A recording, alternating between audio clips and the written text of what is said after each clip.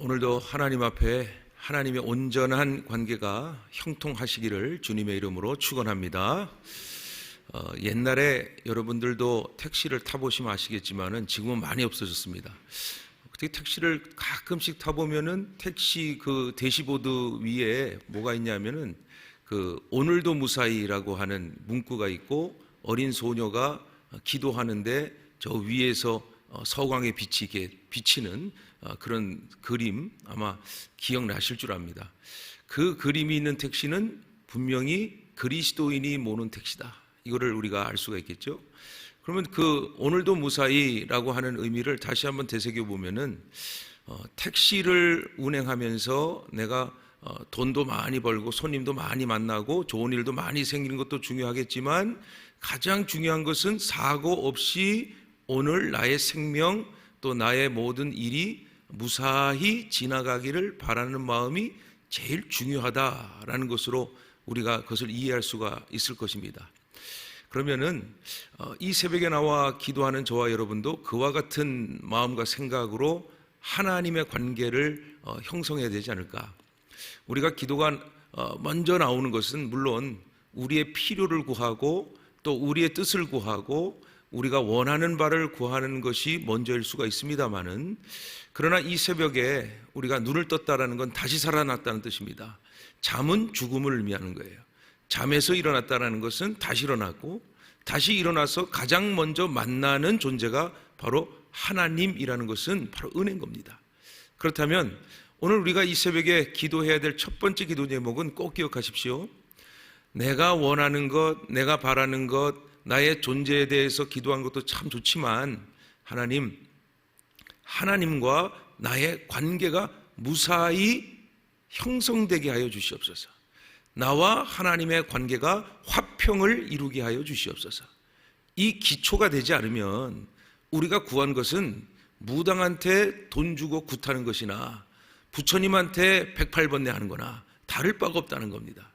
우리가 하나님과의 신실한 관계, 하나님은 미쁘시사 우리는 거룩하게 하나님과 나의 관계가 오늘도 영적으로 내 영혼이 무사히, 그래야 범사가 무사히, 내가 무사하면 하나님이 이 무사한 관계를 통해서 우리에게 모든 것을 필요한 것을 공급하시고 하나님의 뜻대로 이루신다라는 마음으로 기도하시면 아마 여러분의 마음이 무엇이 임하는가 두 가지가 임할 겁니다.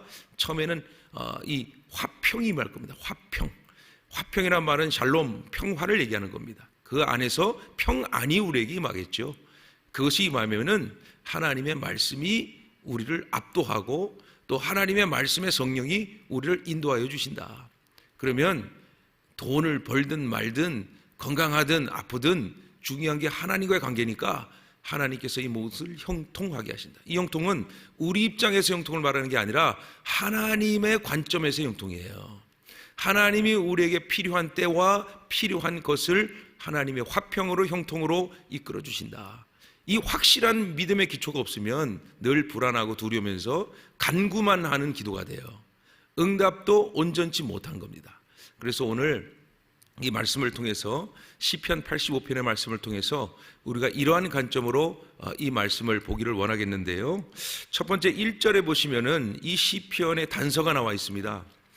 여호와여 주께서 주의 땅에 은혜를 베푸사라고 간구하고 야곱의 포로된 자들이 돌아오게 하셨으며 그랬습니다. 그러면 야곱의 포로된 자라 그랬어요. 포로는 어느 때죠?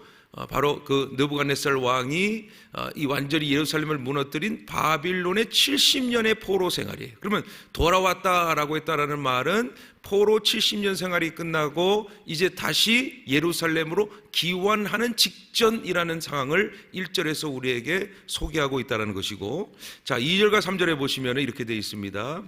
주의 백성의 죄악을 사하시고 그들의 모든 죄를 덮으셨나이다. 주의 모든 분노를 거두시며 주의 진노를 돌이키셨나이다 그랬습니다. 근데 2절에 보니까요 이렇게 되어 있습니다. 그들의 모든 죄를 덮으셨나이다 라고 되어 있어요. 자, 덮었다라는 것은 가리웠다라는 뜻으로 우리가 이해할 수가 있겠습니다. 이 유대교에서 죄는, 하나님 앞에서 죄는요 사라지는 것이 아닙니다. 하나님이 덮어주시는 겁니다. 그래서 출애굽기 37장, 지금 제가 기억이 안 나요. 38장 가운데에 법궤를 법궤를 세우는 말씀이 기록되어 있는데요.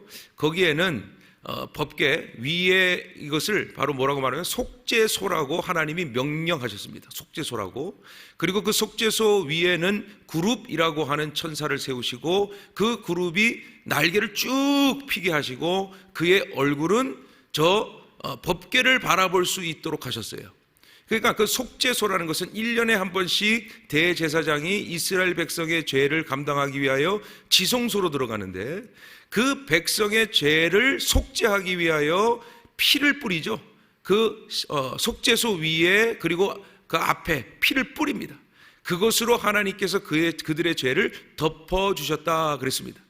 그러니까 이 그룹이 지키는, 창세기 3장에 보시면은 에덴 동산의 죄로 인하여 그룹과 도는 불칼을 하나님이 세우셔서 에덴 동산의 생명나무를 지키셨다라는 것처럼 이 그룹은 지키는 천사예요. 지키는 천사인데 그의 얼굴이 왜 저 법궤를 보겠는가? 지금 대제사장이 죄의 속죄를 위해 나왔지만 그 죄도 완전치 못하다는 겁니다. 그룹이 그 모든 사람들을 바라볼 때에 죽일 수밖에 없다라는 거예요. 왜? 지켜야 되니까. 그래서 하나님께서 그 천사 그룹의 형상 가운데에 머리를 법궤에 두게 해서 너희들의 죄를 다 덮어주겠다, 가리겠다라는 의미라고 할 수 있죠. 그러면은 법궤 뚜껑을 말하는 겁니다. 법궤 뚜껑이 속죄소라 그랬습니다. 또 이름이 또 있죠. 시은좌입니다. 시은좌. 이 말은 뭐냐? 은혜가 시작되는 자리라 이 말이에요. 그러니 우리의 죄가 하나님께서 덮어주시고 눈 감아주시면서 우리의 죄를 용서하심으로 말미암아 하나님의 은혜가 시작된다는 말이에요. 그리고 예수 그리스도가 뭐죠? 십자가는 우리의 죄를 완전히 사하여 주시고, 그러니까 구약의 율법으로는 안 됩니다. 구약의 이 속죄로 안 돼요. 오직 예수 그리스도로 십자가로 우리의 모든 죄는 사해졌어요. 덮는 게 아니에요. 완전히 사해졌어요. 그로 말미암아 십자가에서 부활의 영광으로 하나님이 우리에게 은혜를 베풀어 주신다 이 말이에요. 그러면 그리스도인은 어떤 존재인가? 오늘 말씀에 의하면은 포로에서 자유된 자입니다. 포로에서 자유. 죄와 세상과 사망으로부터 자유함을 얻었는데 그 큰 은혜가 바로 예수 그리스도. 예수 그리스도를 믿음으로 말미암아 하나님의 은혜가 시작됐는데 그 은혜는 세상이 생각하는 은혜와 다른 형용할 수 없는, 가치를 매길 수 없는 생명을 살리는 은혜가 있다. 이것을 시편 기자를 통해서, 이 말씀을 통해서 우리가 알 수가 있어요. 그래서 3절에 주의 모든 분노를 거두시고 주의 진노를 돌이키셨나이다 라고 기록하고 있는 거예요. 여러분, 처음에 이스라엘 백성들이 성전 무너지고 포로가 되었습니다. 포로 대장들이 엘리트들입니다. 왕들, 목수, 석공들 다 들어갔어요. 그러니까 그 엘리트들이 저 바빌론 성으로 들어갈 때 놀라고 놀랐습니다. 아니, 이런 별천지가 있었네? 바빌론의 성은요, 정말 대단한 성입니다. 지금 현대 건축으로도 형용할 수 없는, 정말로 대단하고 말할 수 없는, 이 측정이 안 되는 성입니다. 굉장히 멋있는 성이죠. 그러니까 포로된 자가 와서 하는 말이 이런 세상이 있었네 하면서 생각하는 것이, 그래, 하나님은 계시지 않았어. 하나님보다 마루둑이라고 하는 바빌론의 신이 더 위대했구나. 역시 우리가 질 수밖에 없었어. 역시 하나님은 우리를 사랑하지 않으셔. 이런 부정적인 생각을 가지고 있었죠. 그런데 70년의 세월을 왜 허락하셨냐면요, 그토록 하나님을 부정하고 하나님을 원망했던 그들에게 70년의 세월 동안 어떤 일이 벌어졌냐면요, 하나님을 떠날 수가 없었어요. 처음에는 포로가 되어서 자신의 처지와 자신의 신세를 한탄하다가도 그들이 늘 부르는 건 하나님이었어요. 그러니 포로 생활을 하면서 시간이 지나면서 성전이 없으니까 회당을 지어서 거기서 주의 말씀을 듣고 거기서 모여서 예배한다는 사실이에요. 그 말은 무슨 말인가? 하나님께서 죄 지은 포로들을 포기하지 아니하신다. 하나님은 한 번 선택한 자를, 선택한 백성을 절대로 포기하지 아니하신다. 이것을 이 말씀을 통해 우리에게 깨달아 알게 하시는 거예요. 그러니 다시 돌아온다라고 하는 의미, 하나님이 이 모든 죄를 덮어주신다는 의미, 그들에게는 바로 이 의미가 그냥 우리가 70년 만에 해방된다는 의미가 아닙니다. 하나님이 다시 우리를 구원하시고 하나님이 우리에게 은혜를 새롭게 베풀어 주신다라고 하는 희망과 소망으로 가득 찬 시편 기자의 마음이 지금 어두운 현실을 사는 저와 여러분들에게 오직 그리스도만이 소망이며 하나님은 절대로 우리의 손을 놓지 않는다라는 믿음의 확신이 성령 가운데 충만해지는 오늘 이 새벽이 되어야 할 줄로 믿으시기를 주님의 이름으로 축원합니다. 그래서 본문 6절에 보세요. 이렇게 돼 있잖아요. 우리를 다시 살려주셨다라는 표현을 하고 있다는 거예요. 자, 여러분 잘 들어보십시오. 우리를 다시 살려주셨다라는 뜻은 뭐죠? 구원을 의미하는 구원. 그러면 구원이 일어나는 곳에는 반드시 기억하세요. 부흥이 일어납니다. 구원이 있는 곳에 부흥이 일어나요. 그러면 부흥이라는 뜻은 뭐예요? 리바이벌입니다. 리바이벌. 다시 시작한다는 말이에요. 그럼 부흥이 있는 곳에 무엇이 있는가? 부활이 있는 거예요. 부활이. 그러니까 예수를 믿었어요. 내가 구원을 얻었어요. 잘 될 겁니다, 여러분. 예수 믿으면 잘 되는데 이 잘됨을 우리가 자꾸 착각해요. 내 뜻으로 내 주관으로 보지 마세요. 하나님이 우리 보기에 잘 된다는 말이에요. 잘 된다 이 말이에요. 형통한다. 그러면 부흥이 일어나요. 부흥이 일어나면 하나님의 영이 우리에게 임하셨죠. 그것을 우리가 믿고 받아들이죠. 죄가 사하여졌죠. 우리의 영혼이 강건해지죠. 거기서 부활이 일어납니다. 예수 그리스도로 우리가 다시 사는 거듭남의 역사, 거듭남의 능력으로 그리스도가 나의 삶의 주인 되시고 하나님의 말씀이 복이 됨으로 말미암아 걱정할 필요 없다. 두려워할 필요 없다. 근심할 필요 없다. 평안하라, 화평하라, 내가 함께하리라, 내가 역사하리라. 이 말씀이 복이 된다. 이걸 우리가 알아야 진정한 기도가 나오고 진정한 신앙생활을 할 수 있다는 사실이죠. 자, 그래서 6절과 7절 다시 한번 볼까요? 주께서 우리를 다시 살리사 주의 백성이 주를 기뻐하도록 하지 아니하시겠나이까? 여호와여 주의 인자하심을 우리에게 보이시며 주의 구원을 우리에게 주소서라고 기록하고 있습니다.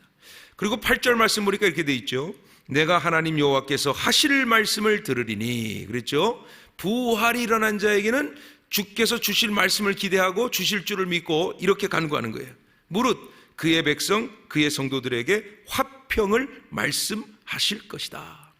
구원, 그 다음에 부흥, 부활된 영이 주의 말씀을 들으면 확신이 생겨요. 뭐가? 샬롬, 샬롬이 내 안에 임해요. 예수 그리스도가 내 임한단 말입니다. 예수가 내 임하면 보는 것이 예수, 듣는 것이 예수, 말하는 게 예수, 사는 것이 예수. 제가 어제 은행에 갔어요. 은행에 가가지고 좀 많은 돈을 입금을 했습니다. 입금을 하고 마지막 가는 길에 은행 하시는 분께서, 업무 보시는 분께서 이런 말씀하세요. 목사님이시네요 그러더라고요. 전 깜짝 놀랐습니다. 저 이름에 목사로 쓴 적 없거든요. 은행에 윤영진 목사로 쓴 적 없거든요. 근데 목사시네요. 그러니까 갑자기 되돌아보면서 내가 혹시 뭐 이상한 말 했나? 내가 잘못 말했나? 이런 생각 드는 거예요. 그러니까 우리가 늘 화평해야 돼요. 하나님의 관계로 오늘도 무사히, 오늘도 하나님의 관계가 온전히 세워져야만 우리의 말과 우리의 행동과 우리의 생각이 주인 되신 그리스도를 닮아가는 거예요. 그렇게 무사하기를 우리 늘 기도해야 된다 이 말이죠. 그러니까 8절에 이 말씀을 하나하나 시편은요 뜯어보면 정말 중요한 말씀이 많아요. 여러분 시간이 없으니까 이 말씀만 제가 전하도록 하겠습니다. 요한복음 14장 13절과 14절에 보시면은 이와 같은 말씀이 있어요. 너희가 내 이름으로 무엇으로 구하든지 내가 시행하리니. 다시 너희가 내 이름으로 무엇이든 구하든지 내가 시행하리니. 이는 아버지로 하여금 아들로 인하여 하나님으로 인하여 예수 그리스도로 인하여 영광을 얻게 하려 함. 그러면 우리가 구하는 것은 하나님께 영광, 예수 그리스도의 뜻대로 이걸 말하는 거란 말이죠. 그죠? 그럼 어떻게 되느냐? 내 이름으로 무엇이든지 내게 구하면 내가 시행하리라. 이 말은 믿음 없이 내 뜻대로 구하는 게 아니라 성령과 말씀이 충만하여서 하나님의 뜻을 구할 때 하나님이 시행한다 이 말이에요. 뭐 구한다고 되는 게 아니에요. 하나님의 뜻, 하나님의 말씀이 내 마음에 임하고 성령이 나를 주장하시사 내 입술이 성령과 함께 하나님의 뜻을 구할 때 하나님이 시행한단 말이에요. 그러니까 여러분 이 요한복음 14장 13절 말씀 어디 있습니까? 14절 말씀이 우리 교회 바로 문 앞에 있잖아요. 내가 시행하리라. 눈으로 보시면 안 돼요. 믿고 들어오셔야 돼요. 우리 교회는 하나님이 시행하시는 교회. 목사가 주인 되는 게 장로가 주인이 아니에요. 교회는 하나님이 주인 되신다 이 말이에요. 하나님이 시행하신다 이 말이에요. 여러분, 더 중요한 말씀, 제가 시간이 없으니까 10절부터 13절의 말씀만 보고 마치겠습니다. 인애와 진리가 같이 만나고 의와 화평이 서로 입맞추며, 이거 중요합니다. 자, 인애, 헤세드, 사랑, 진리, 하나님의 진리의 핵심은 사랑이다 이 말이에요. 하나님은 사랑이다, 그죠? 자, 그 다음에 중요한 게 의와 화평. 하나님이 원하시는 뜻, 의라는 뜻이죠. 말씀의 깊은 뜻은 샬롬, 화평이다. 자, 그런데 11절에 보니까 이렇게 돼 있어요. 진리는 땅에서 솟아나고 의는 하늘에서 굽어보는도다. 자, 10절의 말씀해 보시면 인애가 진리라 그랬습니다. 그리고 의는 화평이에요. 그러면 땅의 진리라는 말은 말씀. 하나님의 말씀은 예수 그리스도를 증거하니까 그리스도를 믿음으로 말미암아 그 진리가 우리를 어떻게 하죠? 자유케 하는 거예요. 자유케 하는 거예요. 자유케 한다는 건 생명이 하나님께 있고 나의 모든 삶이 하나님께 있다 이 말이에요. 그러면 그것이 하나님의 뜻이 되어서 하나님이 하늘에서 우리를 굽어보는도다. 그렇게 하기까지 우리를 지켜주시고 우리를 보호하신다. 하나님은 한 번 믿는 자를 영원히 구원하신다. 그러니 말씀으로 사는 자 복받기 원하십니까? 성령과 말씀으로 사시기를 주님의 이름으로 축원합니다. 그래서 오늘 12절에 이렇게 돼 있잖아요. 여호와께서 좋은 것을 주시리니. 믿으세요? 여러분, 하나님이 우리 좋은 것 주신단 말이에요. 믿어야 됩니다. 좋은 것 주시리니 우리 땅에 산물을 내리리로다. 여러분이 수고하고 노력한 만큼 하나님이 그 결과를 주신다 이 말입니다. 요즘은 노력하고 되는 게 아니에요. 우리 요즘엔 머리 쓰고 수 쓰고 거짓말하고 사기치면 많이 벌어요. 그거 아니랍니다. 하나님이 우리가 믿음으로 수고하는 만큼 우리에게 이 산물을 허락해 주신다. 13절 마지막, 의가 주의 앞에 앞서가며 주의 길을 닦으리로다. 여러분, 제발 우리 그리스도인이, 우리 주 예수의 성도들은 돈이 앞서가지 말고, 내 꿈이 앞서가지 말고, 내 뜻이 앞서가지 말고, 오늘 13절 말씀, 하나님의 말씀이 앞서가고 예수가 앞서가고 성령이 앞서가 하나님이 우리의 뒤를 돌아보시며 하시는 말씀, 내가 시행하리라. 걱정하지 마라. 두려워하지 마라. 이 어두운 상황, 너의 불편한 상황 속에도 내가 너와 함께한다. 내가 너와 앞서간다. 내가 너를 통하여 시행하리라. 이 믿음이 오늘 105 목장과 오늘 새벽을 깨우는 복된 기도자 여러분들에게 넘치고 넘치도록 임하기를, 주의 화평이 넘치기를 주님의 이름으로 축원합니다.